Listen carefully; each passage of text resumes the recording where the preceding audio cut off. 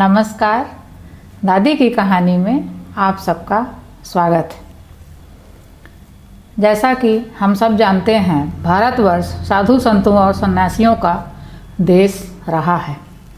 समय समय पर संतों और सामर्थ्यशील राजा महाराजाओं ने धर्म के प्रचार प्रसार के लिए कई अद्भुत मंदिरों का निर्माण कराया है। इन्हीं मंदिरों में एक मंदिर है जिसका आदिकाल से लेकर वर्तमान काल तक रहस्यों से भरा हुआ है। हमारे चैनल के द्वारा हम आपके लिए आज फिर एक ऐसे ही मंदिर का रहस्य लेके आए हैं। केरल की राजधानी तिरुवनंतपुरम के मध्य में स्थित है पद्मनाभ स्वामी का मंदिर। विशाल किले की तरह दिखने वाला यह मंदिर विष्णु भक्तों के लिए महत्वपूर्ण आस्था स्थल है। यहाँ भगवान विष्णु शेषनाग पर शयन मुद्रा में विराजमान हैं। मंदिर का इतिहास काफ़ी पुराना है।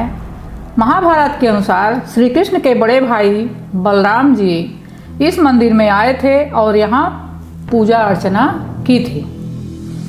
मान्यता है कि मंदिर की स्थापना 5000 साल पहले कलयुग के प्रथम दिन हुई थी, लेकिन 1733 में त्रावणकोर के राजा मार्तंड वर्मा ने इसका पुनर्निर्माण कराया था। यहाँ भगवान विष्णु का श्रृंगार शुद्ध सोने के भारी भरकम आभूषणों से किया जाता है।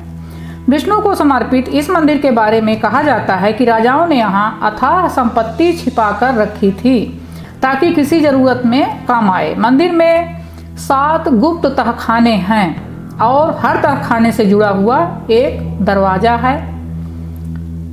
सुप्रीम कोर्ट की निगरानी में एक के बाद एक 6 तहखाने खोले गए। यहाँ से कुल मिलाकर 1 लाख करोड़ से ज़्यादा कीमत के सोने हीरे के आभूषण मिले, जो मंदिर ट्रस्ट के पास रख दिए गए।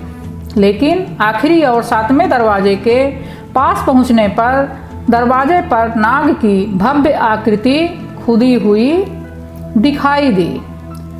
इसके साथ ही दरवाज़ा खोलने की कोशिश रोक दी गई, क्योंकि माना जाता है कि इस दरवाजे की रक्षा खुद भगवान विष्णु के अवतार नागदेव कर रहे हैं और इसे खोलना किसी बड़ी आफत को बुलाना होगा।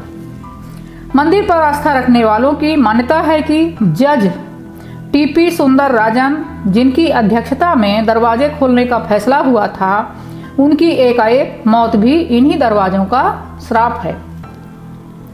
इतिहासकार और सैलानी एमिली हैस ने अपनी किताब Travancore a guide book for the visitor में इस मंदिर के दरवाजे से जुड़ा संस्मरण लिखा है।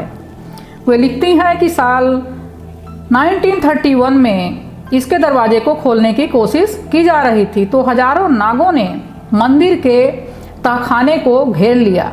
इससे पहले साल 1908 में भी ऐसा ही हो चुका है।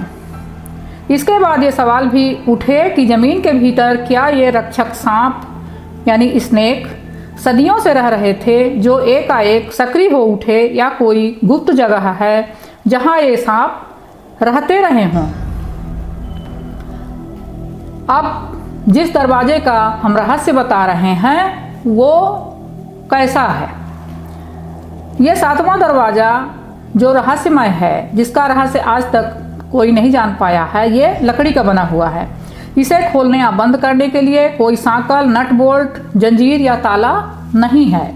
ये दरवाज़ा कैसे बंद है, ये वैज्ञानिकों के लिए अब तक एक रहस्य है। माना जाता है सदियों पहले इसे कुछ खास मंत्रों के उच्चारण से बंद किया गया था और अब कोई भी इसे खोल नहीं सकता। दरवाजे पर 2 बड़े सांपों की आकृति को देखते हुए विशेषज्ञों का मानना है कि इसे नागपाशम जैसे किसी मंत्र से बांधा गया होगा और अब गरुड़ मंत्र के उच्चारण से ही इसे खोला जा सकेगा। लेकिन ये भी माना जाता है कि ये मंत्र इतने मुश्किल हैं कि इनके उच्चारण या विधि में थोड़ी सी भी चूक से जान जा सकती है। यही वजह है कि अब तक इसे खोलने की हिम्मत नहीं की गई। दरवाजे के पीछे के खजाने का पता लगाना भले ही मुश्किल हो, लेकिन इसके पीछे से पानी की आवाज़ें हमेशा आती हैं। माना जाता है कि ये आवाज़ें सांपों के सरसराने की हैं। शायद बहते हुए पानी में यहाँ बेहद जहरीले सांपों का निवास है। माना जाता है कि इसे किसी सिद्ध पुरुष ने नागबंधम या नागपाशम मंत्रों का प्रयोग कर बंद किया है।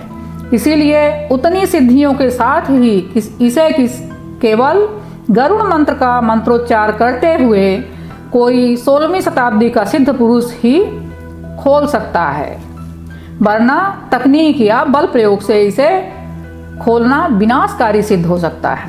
फिलहाल भारत या दुनिया के किसी भी कोने में ऐसा कोई सिद्ध पुरुष नहीं है। वैदिक साधना करने वाले कई साधु संतों ने इसे खोलने की कोशिश की, लेकिन इसे खोल नहीं सके। इसीलिए अभी तक इस मंदिर के चैम्बर बी का ये दरवाज़ा सबके लिए एक रहस्य बना हुआ है। इसके अंदर कितना भी बड़ा खजाना हो या ना हो, लेकिन इतना ज़रूर है कि यह दरवाज़ा भी स्वयं में ही किसी अबूझ पहेली से कम नहीं है। उम्मीद करते हैं कि आपको आज का यह रहस्य पसंद आया होगा। ऐसे ही रहस्यों और कहानियों के लिए हमारे चैनल को लाइक, शेयर और सब्सक्राइब करें। धन्यवाद।